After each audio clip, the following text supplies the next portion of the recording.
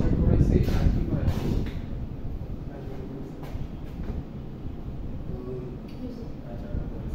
আচ্ছা না স্যার আচ্ছা কোর্স না আজকে স্টার্ট করব পাইচার পড়ায় নাই ভালো করে দেখেন তো খাতায় স্যার দেখছি পাইচার পড়াইছে না 360 দিয়ে রাখতে তো কি পার্সেন্টকে লাগাইছিল কোর্স আজকে লিখতে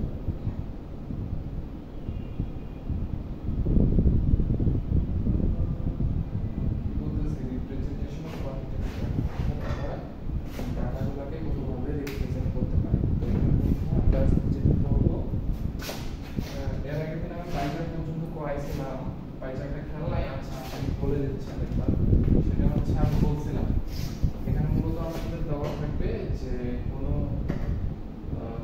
এখানে যেমন দেওয়া আছে পাইচারটা কি একটা এটা কত ডিগ্রি বলেন তো মানে 360 ডিগ্রি এখান থেকে তো এটা হচ্ছে 180 ডিগ্রি তাই না পুরোটা মিলে হচ্ছে 360 ডিগ্রি তো আমার কোন সেগমেন্টটা কত পার্সেন্টেজে আছে এটা বের করার জন্য পাইচারটা ইউজ করা হচ্ছে পাইচারটা যদি আমরা সংখ্যা দেখি আপনারা দেখতে পাবেন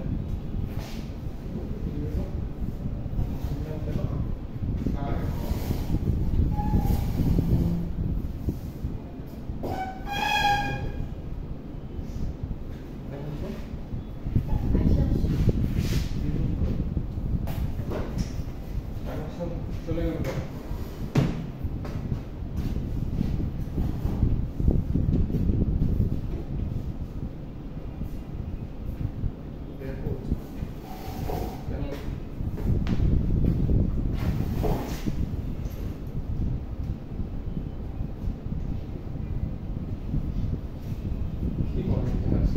আচ্ছা যাই হোক তো আমরা হচ্ছে বিভিন্ন সেগমেন্টগুলোকে এর মধ্যে আমরা তখন রিপ্রেজেন্ট করতে পারবো যখন মনে করেন একটা एग्जांपल দেবেন ব্যাক করে কি দিয়ে ব্যাক করতেছে সেটিং এ যায় ইনপুটে যায়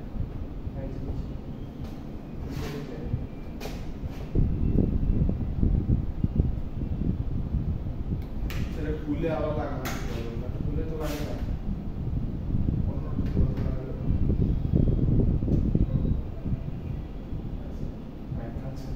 তো আমরা তখনই আমি একটা জিনিস বলছিলাম এখানে কিছু স্টেপ দেওয়া আছে যে কনভার্ট দ্য অ্যাবসলিউট ফ্রিকোয়েন্সিজ পাইচার কি এটা সম্পর্কে আমি আগের ক্লাসে বর্ণনা করছি সো এটা ডিটেইলস আমি যাচ্ছি না তো পাইচার পড়ার জন্য কিছু সিকোয়েন্স আছে তো সিকোয়েন্স গুলো তো না পড়ে আপনারা একটা বেসিক থেকে ধারণা নিতে পারেন যে ধরেন এই एग्जांपलটা যদি আপনি দেখেন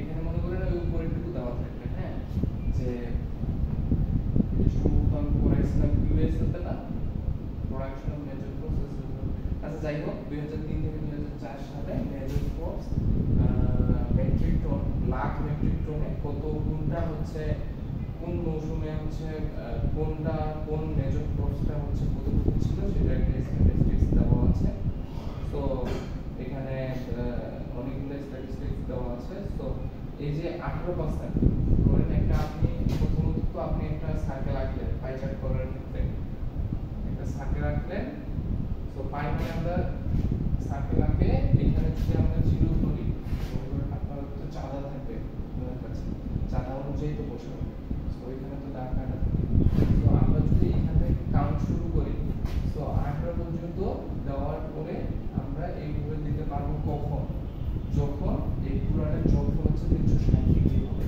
ঠিক আছে কিন্তু দেখা যাবে ম্যাক্সিমাম ক্ষেত্রে এই সবগুলা যোগফল 360 ডিগ্রি তখন তো এটা হ্যাঁ তখন তো এটা প্রপারলি রিপ্রেজেন্টেশন হচ্ছে না তাই না তার মানে আপনাকে বের করে নিতে হবে যে এটা কত মানে টোটাল যোগফলটা কত এখানে স্টেপগুলো দেওয়া আছে যে convert the absolute frequencies into relative frequency for each category of the variables তারপরে multiply the relative frequency so converted by 360 for each category the resulting values are angles expressed in degree check the columns obtained আচ্ছা এতটা না করে আপনারা ওই রৈখিক নিয়মে করতে পারেন। যেমন দেখেন এখানে মূলত a এবং b দেওয়া আছে, তাই না? সো a b এর যোগফলটা কত? b এর যোগফল 304। সো 304 এর জন্য বিভিন্ন পার্সেন্টেজ দেওয়া আছে। তো এটা 360 তে কত এটা বের করে নিতে পারবেন না? যে একটা জিনিস এটা কিভাবে করবেন? 304 এ হচ্ছে এটা 18%, তাহলে 360 তে এটা কত পার্সেন্ট? তাহলে 18 ইনটু 360 ডিভাইডেড বাই 304, যেটা আসবে ধরুন কত আসবে? 22 আসবে। সো দেন আপনি এই 22 এখানে কাউন্ট করতে পারবেন। মানে আপনি যদি এটা 0 ধরেন তার মানে এখান থেকে 22 পর্যন্ত যাবেন। এইভাবে যখন আপনি যাবেন সবগুলোর ক্ষেত্রে যদি মিলে না যায় তার মানে দেখবেন যে সবগুলো বসানোর পরে 360 মিলে যাচ্ছে, এখানেও মিলে যাচ্ছে, প্লাস হচ্ছে ওইটার যোগফলটা হচ্ছে 360 হবে। ঠিক আছে, বুঝা গেছে? করতে পারবেন? অনেক না বুঝছেন? বলুন তো কোথায় বুঝেন?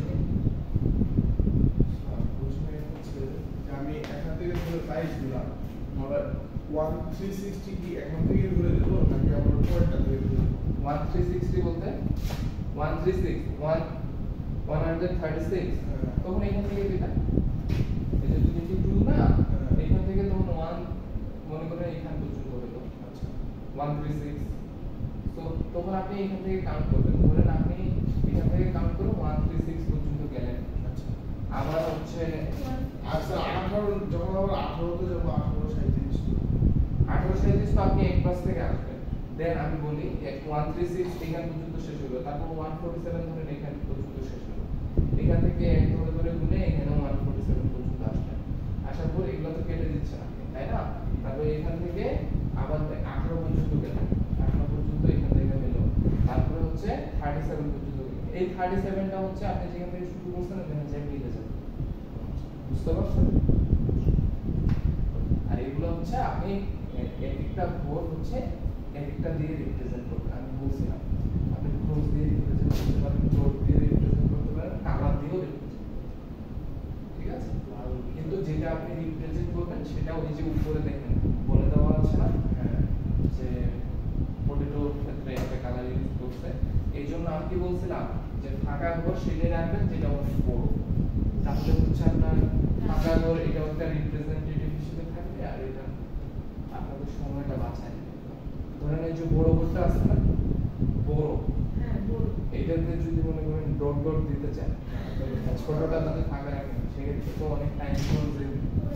পরে তো বলবেন স্যার সময় পাইনি, কিন্তু আসলে এটা টেকনিক্যাল বিষয় না। স্যার এটাতে কত মান থাকতে পারে এই একটা পাই চার্ট? 5 এই ঠিক আছে। তারপর আপনাদের 3D পাই চার্ট ছিল, এটা তো আপনাদের পক্ষে একটু ডিফিকাল্ট, ওটা এইটা আমি বাদ দিচ্ছি। আমরা স্ট্যাটিস্টিক্স 3D পাই চার্ট হচ্ছে জাস্ট হচ্ছে ওইটা 3D ফর্ম নিয়ম স্যার। ঠিক আছে, এখন আসি আমি হচ্ছে প্যারাটো চার্ট। অজিব দেখা কি এই সম্পর্কে ধারণা আছে? হ্যাঁ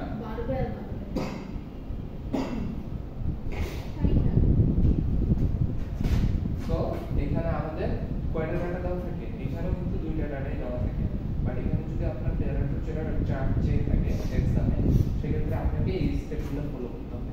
এখানে মূলত হচ্ছে কত পার্সেন্ট, অর্থাৎ কোনটার এবিলিটি, কোনটার ওয়েট কত পার্সেন্ট, এটা প্রথমে বের করে নেবেন। তারপর হচ্ছে কিউমুলেটিভ ফ্রিকোয়েন্সি হচ্ছে পার্সেন্টেজের ক্ষেত্রে এটা বের করে নেবেন। এটা আমি বলে দিচ্ছি।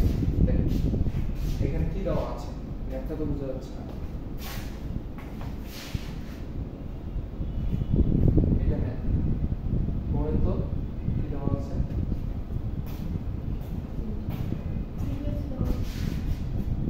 ম্যাথটাতে কি করতে বলছে?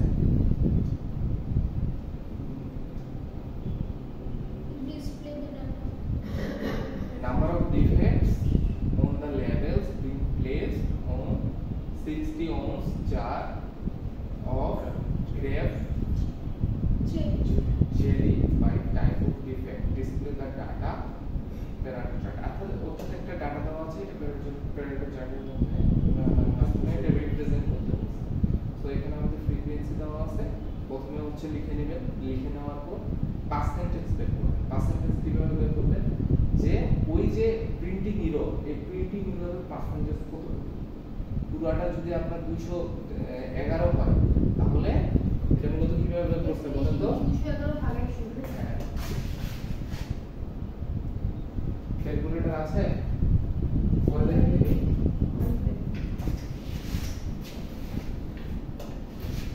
211 যদি হয় তাহলে এটা 100 এ কত, অর্থাৎ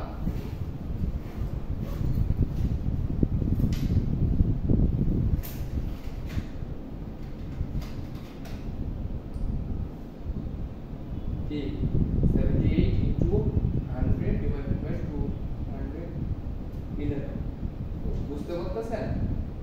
বুঝতে পারতেছেন কিভাবে পার্সেন্টেজটা বের করতেছে? 78 divided by 211 নাকি into 100 কত বের হয়? 36.996। হ্যাঁ, ওই যে 36.96।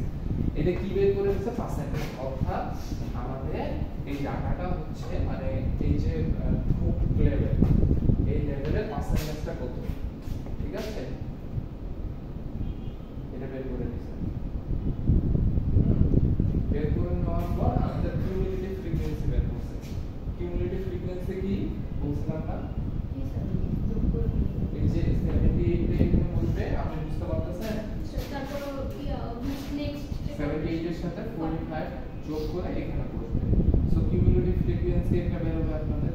এই কিউমুলেটিভ ফ্রিকোয়েন্সি পার্সেন্টেজটা বসাতে হবে, কিন্তু কিউমুলেটিভ ফ্রিকোয়েন্সি পার্সেন্টেজটা সবসময় দেখবেন যোগফলটা তোমরা যদি আপনি পার্সেন্টেজ বের করেন এটার যোগফল আপনার অলওয়েজ 100 হবে। কিউমুলেটিভ ফ্রিকোয়েন্সি যোগফল 100 হবে না, কিউমুলেটিভ ফ্রিকোয়েন্সি শেষের যে ভ্যালুটা সেটা যায় 100 হয়ে যাবে। কারণ আপনি তো মূলত হচ্ছে এই পার্সেন্টেজগুলো যোগ করে করে করে করে আসতেছেন, তাই না? তার মানে শেষের ইউনিটটা যখন এই পুরাটা যোগ করে যেহেতু 100, সো সবগুলা ক্রস ওয়াইজ যোগ করে তো এখানে আপনার 100 আসবে। তো কিউমুলেটিভ ফ্রিকোয়েন্সি ভ্যালুটা হচ্ছে এখানে 100 আসবে, কিন্তু এখানে 100.1 কেন আসবে বলে দেখি আপনাদের কি ধারণা? ওই স্যার আপনার 10 মিনিটের পরে দশমিকের পরে একটু ঝামেলার কারণ আপনার আসছে ধরেন আপনার আসছে 36.966, আপনি তো এটা 36.97, ঠিক আছে? এই জন্য এটা মানে কি? বাড়িটা কখনোই 101 হবে না কোনো যোজিত কোনো সংখ্যা এখানে বাংলা। সো এই স্টেপগুলো বুঝতে পারছেন? এখন আপনারা বার চার্টে এটা বসাবেন। এটা মূলত হচ্ছে দুই ভাবে রিপ্রেজেন্ট করা হয়। একটা হচ্ছে আপনার পয়েন্ট ডট দিয়ে এটা মূলত হচ্ছে আপনার কিউমুলেটিভ ফ্রিকোয়েন্সিটা। এটা দুইটা একসাথে থাকতে হলে ভালো হতো। আচ্ছা, প্রথমটার ক্ষেত্রে দেখেন, প্রথমটার ক্ষেত্রে প্রথমে তো হচ্ছে আপনি x অ্যাক্সিস y অ্যাক্সিস আগে নিলেন, দেন বার চার্ট যেভাবে করছিলেন ঠিক সেভাবে করবেন। হ্যাঁ, এটা দেখা যাচ্ছে না বার চার্ট যে হ্যাঁ বুঝিনি bar chart calculate bar chart যেভাবে করছিলেন সেম ভাবে করবেন। প্রথমটা কি ছিল? 78। এটা একটা ছবি তুলে নেন, তাহলে বুঝতে পারবেন। এটা একটা ছবি তুলেন তো। এটা না, ম্যাপটার একটা ছবি তুলে নেন। এইটা হয়েছে? আচ্ছা, এখন দেখেন প্রথম যে ফ্রিকোয়েন্সিটা এটা কত ছিল? 70। এই যে দেখেন 70, ঠিক আছে? দ্বিতীয়টা 45 এই যে 45, তারপরে 33, বলতে 23, 14, 6, 12। সো এই অনুযায়ী আপনি বসাবেন। এই ঘরগুলো কিভাবে কাটবেন বলেন তো? এটা দোষ করে বাড়াইছে, আপনি কিভাবে বাড়াবেন? দোষ করে বাড়াতে পারেন, 5 করে বাড়াতে পারেন। 5 করে বাড়ালে কি হবে? বেশি লম্বা হয়ে যাবে। যাই হোক, এটা কিন্তু ডিসাইড করে নেবেন আপনারা যে কোনটা করলে সুবিধা হবে। আপনি যেভাবে করেন আমি কিন্তু মার্ক দেবো যদি আপনার পারফেক্টলি হয়, কিন্তু আপনার এখানে 78, আপনার যদি 80 এর উপরে চলে যায় সেক্ষেত্রে কিন্তু আমি এটা অ্যাকসেপ্ট করব। যেমন 80 এর একটু নিচে 79 এ ধরেন দিছেন, তাও আমি অ্যাকসেপ্ট করব। মানে এটির একটু নিচে নিচে বুঝাচ্ছে না, হুম। এতগুলো তো আপনারা মেইনটেইন করতে পারবেন না, বাট এটা যদি 80 এর উপরে চলে যায় অথবা 75 এর নিচে চলে আসে সেক্ষেত্রে তো আর অ্যাকসেপ্ট করা যাবে এক্সামে তো গ্রাফ দিতে হবে তাই না স্যার? এক্সামে গ্রাফ দিব, ঠিক আছে। দেন হচ্ছে এগুলো আপনারা গ্রাফেই করতে পারবেন।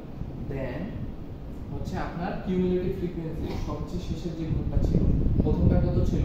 36.97 36.97 কোথায় বলেন তো অনেক না? ওই তো 40 নিচে এখানে না? 35 এর উপরে তো ডটটা কিন্তু এখানে হইতো, এটা ভুল আছে কিন্তু। হুম। ঠিক আছে, এটা কিন্তু হচ্ছে এই জায়গায় হইতো, আমি টাচ করতেছি না, এই জায়গায় হইতো, তাই না? তো এই জায়গায় হয়ে এইটা হয়ে এইভাবে আসে, যখন এই জায়গায় একটা ডট হবে, এটা হচ্ছে নিয়মটা হচ্ছে পুরো বার চার্টটা আছে না, এই বার চার্টের মাঝখানে হবে। মাঝখানে তো এটা আপনি মাঝখানে দিলেন, মাঝখানে দেওয়ার পরে আগে আপনি ডট গুলা দিলেন প্রতিটার ক্ষেত্রে। দ্বিতীয়টার ক্ষেত্রে কত ছিল? 58.30 58.30 এইখানে না? সো এটা মোটামুটি ঠিকই আছে, কিন্তু এই ডটটা তো বার চার্টটাকে পাচ্ছে না। তো এটা সমপরিমাণ উপরে মাঝখানে এরকম হয়, এরকম একটা ডট দিবেন। তারপর একটা বল 73.94 73.94, তারপর 84.84 84.84, 91.48 91.48, 94.3 তারপরে 100.1 100.1, একদম 100। ঠিক আছে, আচ্ছা, তারপরে তাহলে এগুলো যোগ করে দিবেন। দুইটাই যোগ করে দেওয়ার ক্ষেত্রে এই পয়েন্টগুলো যখন এই পয়েন্ট টু এই পয়েন্ট যোগ করবেন, এই পয়েন্ট টু এই পয়েন্ট যোগ করবেন, যখন যোগ করবেন তখন তো এইখানে এসে থেমে যাবে, তাই না? কিন্তু এটা হচ্ছে y অ্যাক্সিস এর সাথে লাগাই দেবেন। বুঝে গেছে? স্যার এটা তো আমাদের মনে হয় দুইটাই একটা হবে না, বার রাখতে হবে লাইন ডায়াগ্রাম আছে, এটাই হচ্ছে প্যারাগ্রাফ ডায়াগ্রাম। এটা তো 10 নম্বর সেও এগুলো আপনারা দ্রুত করবেন, এগুলো প্র্যাকটিস করলে দেখা যাবে অনেক দ্রুত হয়ে যাবে। আর আপনাকে তো ওই কালারগুলো করতে হচ্ছে না, অনেকে করবে কি ওই বার চার্টে কালার করতে যায় তো সব সময় শেষ করে দেবে। আপনি শুধু বক্স আকারে দেন, সমস্যা নাই তো। কিন্তু পেন্সিল যেটা মানে যেহেতু গ্রাফ পেপারে করবেন, তো পেন্সিলটা একটু মোটা কালারে ইউজ করলে ভালো হয়, কারণ বোঝা যায় না। শিকড় হলে তো ওখানে তো অলরেডি অনেক মিলিয়নস অফ 4B বা 4D লাইন তো টানা আছে, ঠিক আছে না? তো এটা এটা কোনো বেরোতে থাকে মোটা করে দিলে হয়ে যাবে। আর এটা দেখেন, এটা কি ডট ডায়াগ্রাম। ডট ডায়াগ্রাম খুব সহজ, এটাতে ডট থাকবে জাস্ট। এদিন মনোযোগ দেন, কি দেওয়া আছে ম্যাথে, এটা কি বুঝাইতে হবে বলেন তো? না স্যার নিজে নিজে বুঝেন তো। আপনার নাম কি? আচ্ছা আয়েশা। বলেন তো এটা কিভাবে করতে? আগে পড়ে বুঝেন। আমি যেহেতু সব ডায়াগ্রামগুলো পড়াইলাম, এটা ডট ডায়াগ্রাম নেম অনুযায়ী বুঝা যাচ্ছে না যে এখানে ডট ডট দিতে হবে, ঠিক আছে? এখানে যেটা সেট অফ ডাটা দেওয়া আছে, family size, number of families.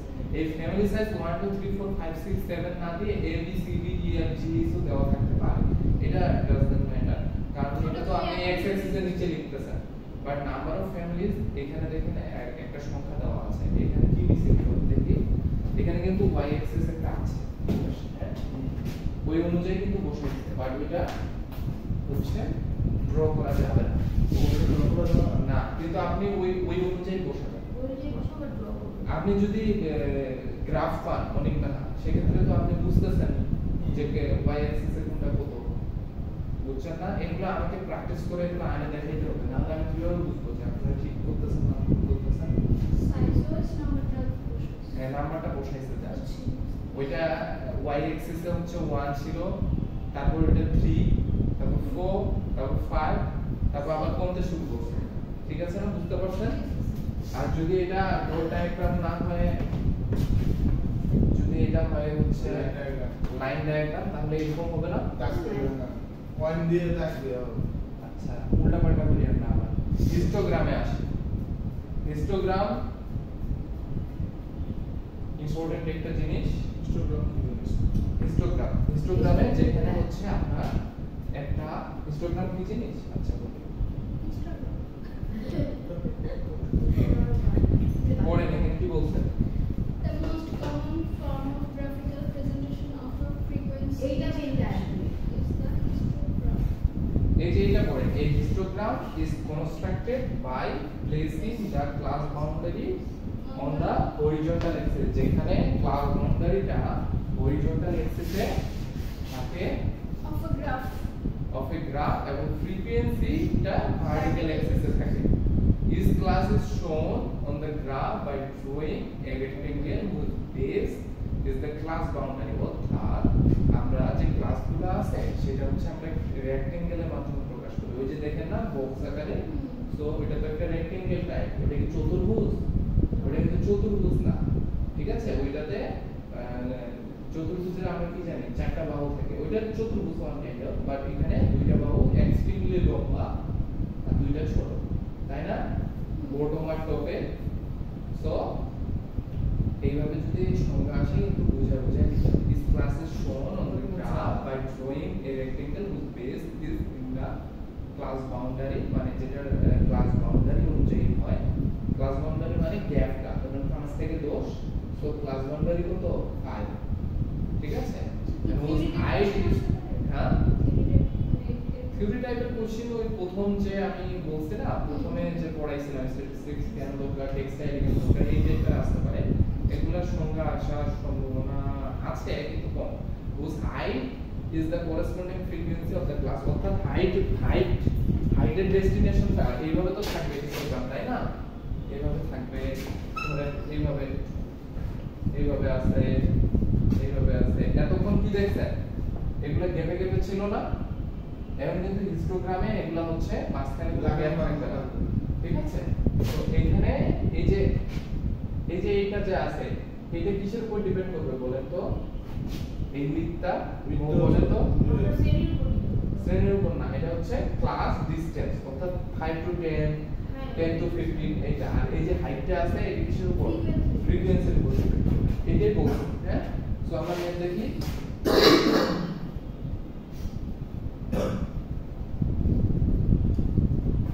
Class distance মানে ক্লাস ব্যবধান নামে আপনারা যেটা বুঝেন সেটা।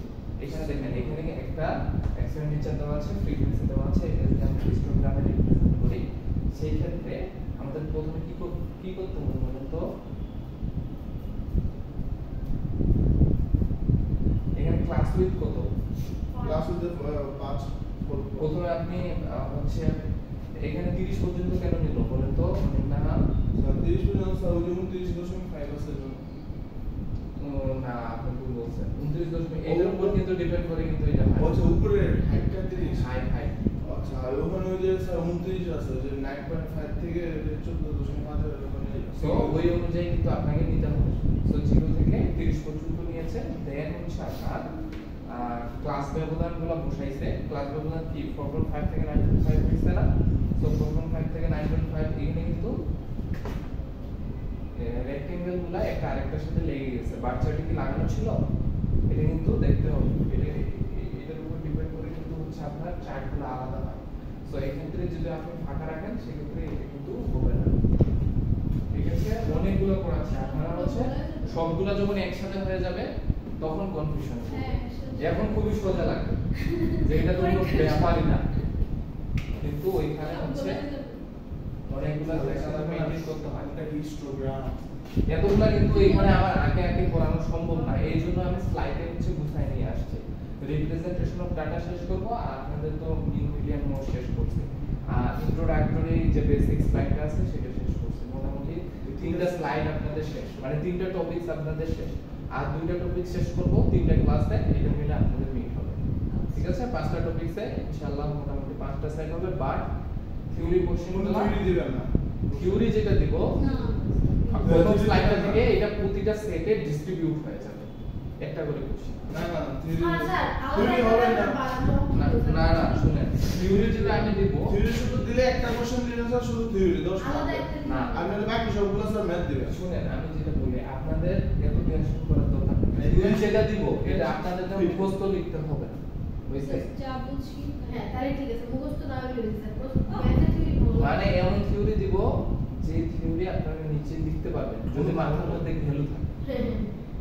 মানে এগুলা আপনি স্যার একটা পড়াই নাই আর বইয়ে নাইও, এগুলা হচ্ছে আপনার নিজে বানায় লিখতে হবে। স্যার একটা ওই কোশ্চেন দিয়ে আমাদের এক্সপেরিয়েন্স এই ক্লাস পাও না সব শেষ ধরেন আচ্ছা একটা এক্সাম্পল দেই, এটা হয়তো আসবে না, সেটা হচ্ছে স্ট্যাটিস্টিক্স যে আপনারা পড়তেছেন হ্যাঁ এটা আসলে টেক্সটাইল স্ট্যাটিস্টিক্স এর দরকার নেই। হ্যাঁ স্যার ওটাও লিখতে হবে।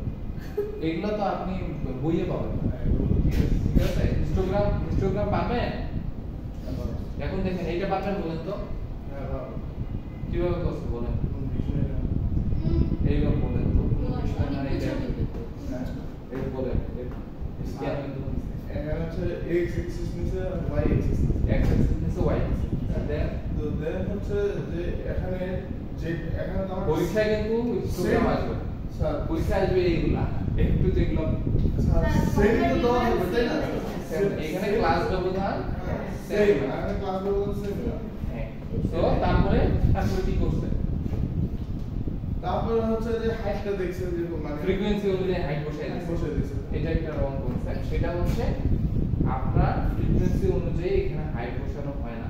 সো উইথ এর উপর ডিপেন্ড করে কোনটা কন্ট্রিবিউশন হতো এটা আমাদেরকে বের করে নিতে হবে, মানে ফ্রিকোয়েন্সি হাইটটা যেটা হবে সেটা আমাদেরকে বের করে নিতে হবে। ধরেন আপনার কি বলবো উচ্চ সীমার ভিতরে দাঁড়ান আপনাকে বলি, সেটা হচ্ছে ধরেন এক্সাম্পল যে বাংলাদেশ ইন্ডিয়া আর অস্ট্রেলিয়াকে হারাই দিয়েছে, এটা একটা জিনিস। আরেকটা হচ্ছে বাংলাদেশ নেপাল আর ভুটানকে হারাইছে ক্রিকেটে।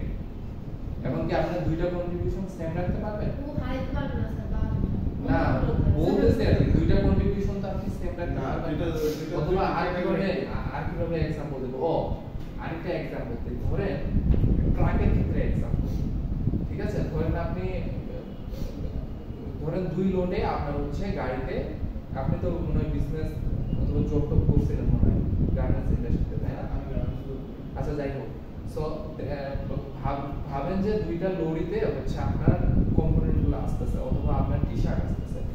সো দুইটা বড় বড় লরিতে আসলো, আরেকটা হচ্ছে দুইটা পিকআপে আসলো। এটা তো দুইটার কন্ট্রিবিউশন তো সেম না, এই জন্য আপনার বাউন্ডারি অনুযায়ী ক্লাসের বাউন্ডারি অনুযায়ী কন্ট্রিবিউশনটা ডিপেন্ড করে। ঠিক আছে, সো ওই অনুযায়ী আপনার হাইটটাও ডিপেন্ড করে। কি ব্যাপার স্যার কারেন্ট চলে গেছে? অনলাইন আচ্ছা যাই হোক, আমি লিখা শুরু করি, দেখতে পাচ্ছেন ওখানে তো দেখতে না কারেন্ট চলে গেছে। এটা বলেন তো, দেখতে পাচ্ছেন এখান থেকে? না স্যার সবাই চোখে ঢুকিয়ে দিয়েছে। আপনি দেখতে পান না? বুঝলি তো হবে তো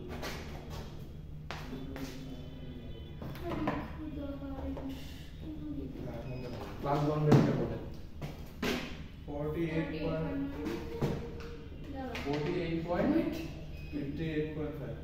48.5 to 58.5 then 58.5 to 68.5. 15 58. 58.5 to 68.5. 60 বলতে থাকেন। 68.5 to 73.5. 73.5 দেখছেন এখানে কিন্তু ক্লাস ব্যবধানটা চেঞ্জ হয়ে গেছে। তারপরে 73.5 to এর বলবো কিসে? 78.5. 78.5 হ্যাঁ তারপর 78.5 to 98.5. 78.5 to 98.5 8.5. আর 9. তারপরে ফ্রিকোয়েন্সি কি দেওয়া আছে? Class frequencies. হ্যাঁ ক্লাস ফ্রিকোয়েন্সি 485 485 28. 4855 28. 28 কি যোগফল নাকি? না। আচ্ছা এখানে দেখেন, এখানে কি ক্লাস উইথগুলো সেম আছে? কোনটাতে কত এটা আগে লিখবেন। প্রথমে এটা ক্যাটাগরি করবেন যে ক্লাস উইথ। কারেন্টটা চলে গেল কেন? ঠিক আছে, 10. আর এটা হচ্ছে হাইট অফ দ্য ফ্রিকোয়েন্সিস। আচ্ছা যাই হোক, Rectangles. হ্যাঁ যাই হোক ওই আর কি, মানে আপনি এইটা যে আঁকতেছেন এটা হাইট আমাকে বুঝাইলেই হলো। সো ক্লাস উইথ গুলো লিখবেন। প্রথমটার ক্ষেত্রে ক্লাস উইথ কত? 10, 10 দ্বিতীয়টা 10. তারপরে 5 5 20. 5 5 5 5 5 20. 28 20. 20 আচ্ছা যাই হোক, সো ক্লাস উইথ কিন্তু সেম না, যেটা বললাম যে আপনার ক্যাটাগরি অনুযায়ী সেটার কন্ট্রিবিউশন অনুযায়ী আপনাকে হাইটটা কতটা হবে এটা আপনাকে বের করে নিতে হবে। তো এটার জন্য আপনারা কি করবেন, এই বলেন তো এটা কি করতেছেন ক্লাসের মধ্যে বলেন, এটার জন্য কি করা যায়? আবার একই নিয়মে যাই, যে ওটা যোগ করতে হবে। যোগ করতে হবে না, আপনারা হচ্ছে ক্লাস ফ্রিকোয়েন্সি যেটা ক্লাস ফ্রিকোয়েন্সিটা ডিরেক্টলি হচ্ছে ক্লাস উইথ দিয়ে ভাগ দিয়ে দিবে অর্থাৎ এটা ভাগ এটা এটা ভাগ এটা এটা ভাগ এটা এটা ভাগ এটা কত হবে এখানে 4 ভাগ 10 0.4 0.4 বলতে থাকেন 0.8 1.10 0.10 সো এটা যেহেতু আপনার হাইট হইলো এখন আপনি যখন পেন্টিংটা আনবেন আচ্ছা মার্কার লিখে রাখেন সো এখানে ক্লাস উইথগুলো কিন্তু একদম ভালো মতো করে বসাবেন সেটা হচ্ছে আপনার ধরেন এখানে ক্লাস উইথ প্রথমটার ক্ষেত্রে কি 0.4 না এখন কি এখানে 0 দোষ কাটবেন কাটতে পারবেন কেমনে বসাবেন কেমনে তো এগুলো 10 দিয়ে গুণ করে নেব তাহলে তো 10 দিয়ে গুণ না এখানে যখন বসাবেন 0 1 দিবেন এই জায়গায় 2 দিবেন এই জায়গায় আর এটা পয়েন্ট 3 দিবেন এখানে পয়েন্টে ঠিক আছে এটাই আমি আপনাদেরকে বোঝাতে চাচ্ছি সো প্রথমটার ক্ষেত্রে ক্লাস ডিসটেন্সটা হচ্ছে 10 সো 10 এইটুকু কাটবেন এখানে তো আপনার মেজারমেন্ট লাগবে এখন আপনি যখন 5 দিবেন এই ক্লাস ব্যবধান যখন প্রথম থেকে 10 থেকে এই পর্যন্ত আসলো যখন 5 দিবেন অবশ্যই এটা 50% হইতে হবে যদি এখন 5 এর ক্ষেত্রে আপনি ক্লাস উইথটা যদি আপনি 10 এর মতো দেন তাহলে কিন্তু হবে না এটা কিন্তু আরো আছে ধরেন 0.4 এই পর্যন্ত আসছে তারপরে 0.8 ধরেন এই পর্যন্ত আসছে এটাকে লাগাই দিবেন না লাগাই দিবেন না বলেন তো লাগাই দিবেন লাগাই দিবেন তারপরে এটা কিন্তু 5 সো এটা এইভাবে উঠবে ঠিক আছে এটা উইথ যদি সেম হয় আর এটা যদি ক্লাস ব্যবধান 10 হয় আর এটা যদি 5 হয় ডিরেক্টলি কাটতে হবে কারণ এটা হচ্ছে আপনার ওই ক্যাটাগরি ঠিক আছে এটার নাম কি এটার নাম হচ্ছে হিস্টোগ্রাম ওইটাও হিস্টোগ্রাম এটাও হিস্টোগ্রাম কিন্তু মেয়াদ দেখে আপনাকে বুঝতে হবে যে ক্লাস ডিফারেন্স থাকলে ক্লাস ব্যবধানটা এটা ক্ষেত্রে সেম আজকে দেখেন অনেকেই হয়তো বা ক্লাসে আসে না তারা কিন্তু এটা বুঝবে না ভিডিও দেখবে কি আমি জানি না তো হিস্টোগ্রামের পর তার কিছু নাই কে বলছে না আর অনেক কিছু আছে আমি আপনাদেরকে যতটা কমে পড়াচ্ছি বেশি পড়াচ্ছি না এটা হচ্ছে রিপ্রেজেন্টেশন অফ ডাটা তো এখন কি আছে একটু দেখি কারেন্ট আসে না স্লাইড দেখাতে পারলে ভালো হতো আর কি আচ্ছা ম্যাথগুলো আপনারা দেখতে পারবেন তারপর হচ্ছে স্টিম এন্ড লিফ এটা পড়াবো হ্যাঁ স্টিম লিফ সম্পর্কে কোনো ধারণা স্টিম মানে কি বলেন তো না না ওইটা না আরেকটা স্টেম লিফ মানে কি পাতা আর স্টেম মানে মুকুল মুকুল না ধরেন বাট মানে পাতাটা এটার মধ্যে থাকে না এইভাবে তো মূলত এইটা হচ্ছে স্টেম মানে এটা বেস এটার উপর বেস করে এই পাতাগুলো থাকে ঠিক আছে লিফগুলো থাকে এইভাবে ধরেন এটা একটা পাতার উপর বেস করে ঠিক আছে সো এটা বোঝানো হচ্ছে আর কি যে কোনটার কন্ট্রিবিউশন কতটুকু সো আমরা যখন দেখি একটা ডাটা ধরেন 58 তারপর হচ্ছে 54 তারপর 52 57 সো এটার ক্ষেত্রে স্টেমটা হচ্ছে 5 এটার উপর বেস করে এই ডাটাগুলো আছে না লিফগুলো আছে না সো 5 এর সাথে এটা বেস না এই বেসে হচ্ছে 8 আছে 4 আছে 2 আছে 7 আছে তো এটা তো হচ্ছে অনেক কম ডাটা আছে যখন অনেকগুলা ডাটা থাকবে তখন এগুলাকে সামারাইজ করার জন্য আমি স্ট্যাটিস্টিক্স এর সংজ্ঞাটা কি বলছিলাম যে ডাটা প্রথমত কালেক্ট করা তারপরে এগুলাকে সামারাইজ করা এগুলাকে অর্গানাইজ করে সামারাইজ করে এগুলাকে অ্যানালাইসিস করে একটা রিপোর্ট দেওয়া সো আপনাকে তো মানে 10000 ডাটা থেকে কমায় নিয়ে আসতে হবে মানে এমন ভাবে রিপ্রেজেন্ট করতে হবে যে আপনি 10000 ডাটা থেকে একটা চার্ট রিপ্রেজেন্ট করলে এক ঝলকে আপনি বুঝতে পারতেছেন যে কোথায় কি হবে মানে ডাটা দিয়ে আপনি চার্টগুলো মূলত কেন করা হয় আমাকে বলেন চার্টগুলো মূলত করা হয় যে আপনার অনেকগুলো ডাটা আছে এই ডাটাগুলো থেকে ধারণা নেওয়াটা তো কঠিন সো একটা অ্যানালিটিক্যাল চার্ট করে দিল বুঝা পায় যে কে কত দেখেন না যে ক্রিকেটে যখন খেলা হয় মাঝে মাঝে চার্টগুলো দিয়ে দেয় যে এই দল এই বরাবর গেছে লাইন ডায়াগ্রামে আর এক দল হচ্ছে এখন নিচে বরাবর যাচ্ছে তো এগুলা হচ্ছে যদি এখন দর্শককে সব ডাটা দিয়ে দিত যে এত ওভারে এত রান এত ওভারে এত রান ওরা কি বুঝতো সো এগুলা যাতে ভালোভাবে বোঝা যায়। সো স্টিম আর লিভ এটা তো বুঝতে পারছেন যে একটা ডাটার উপর বেস করে অনেকগুলো ডাটা থাকে। এখন এইভাবে 5 এর ঘরে তো 1000 ডাটা থাকতে পারে। এই ক্ষেত্রে আমরা কি এই 5টা বারবার লিখবো না, আমরা শুধু একবার 5 লিখবো, লিখে বাকিগুলো লিখে দেব। এইভাবে ডাটাগুলোকে সর্টিং করে নিয়ে আসা হবে। ঠিক আছে, স্ক্রিনে দেখেন কত ভালো হইতো। এই যে দেখছেন স্ট্রিং গুলা লিখছে, লিভ গুলা লিখছে, বোঝা যাচ্ছে? তো এখানে মূলত অনেকগুলো ডাটা আছে। এই যে দেখেন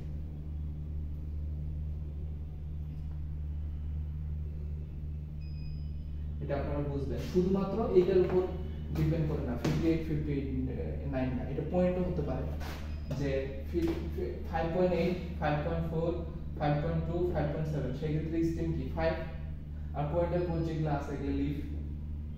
এটা কথা কল্পনা করেন যে একটা ডাটার উপর বেস করে এই ডাটাগুলো মানে একটা ডালের উপর বেস করে তো পাতাগুলো ধরে হচ্ছে কি স্যার, মানে যেমন এখানে 2.2 আছে, এখানে তার মানে এই যে আপনি 2 লিখলেন, আবার ওখানে হচ্ছে 2.5 2.2, তো এগুলো 2টা আলাদা লিখে 2, 2 এরপরে না না কমা না, এইভাবে আপনি জাস্ট হচ্ছে স্ট্রিং লিভ তো এইভাবে হয়। ধরেন এখানে স্ট্রিং লিখছেন, এখানে লিভ লিখছেন, এখানে 2 লিখছেন।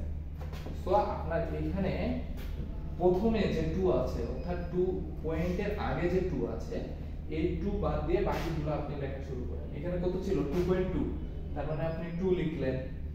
আর 2 কই আছে 2.6, এখানে আপনি 6 লিখলেন। আপনার একটা ডাটা লেখা কমে গেল না? এখানে তো আর 2 পয়েন্ট লিখতেছি না। তারপরে 6 গেল না, আর কি আছে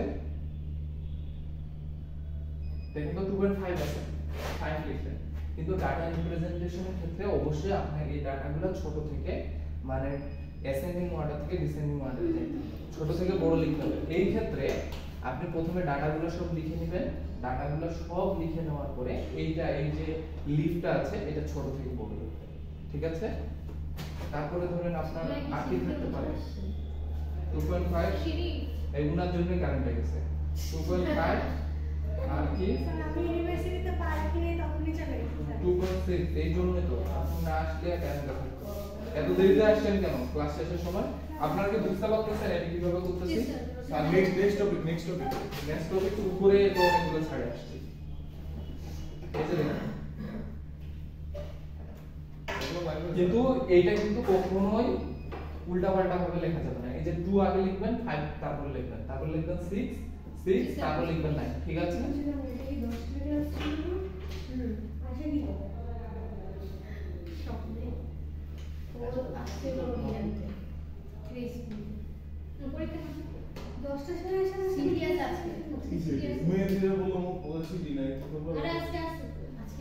এটার ক্ষেত্রে পারবেন,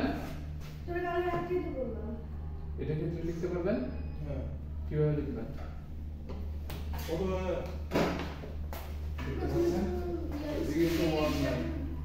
প্রথমে 1 থাকবে, 2 থাকবে, 3 থাকবে, 4 থাকবে, এগুলো আগে লিখে নেন, স্ট্রিংগুলো সব লিখে নেন। লেখার পরে দেন হচ্ছে আপনি সিকোয়েন্স অনুযায়ী বসান। তারপর কিন্তু আপনার ছোট থেকে বড় লিখতে হবে লিখার ক্ষেত্রে। ঠিক আছে, এই যে দেখেন প্রথমে একবার লিখছে, দেন এটা সাজায় লিখছে। আবার দেখেন অন্য এক্সাম্পলগুলোর ক্ষেত্রেও দেখেন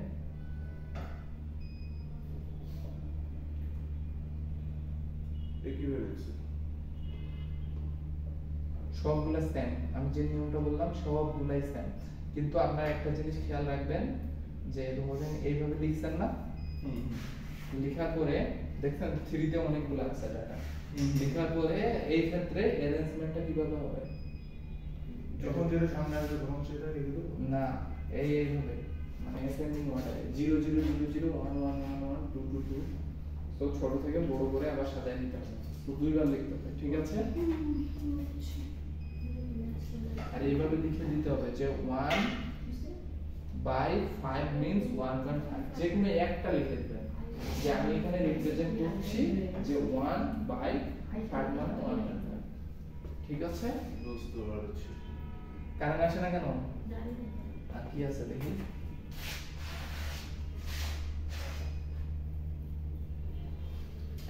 শুরুতে চলে আসছে।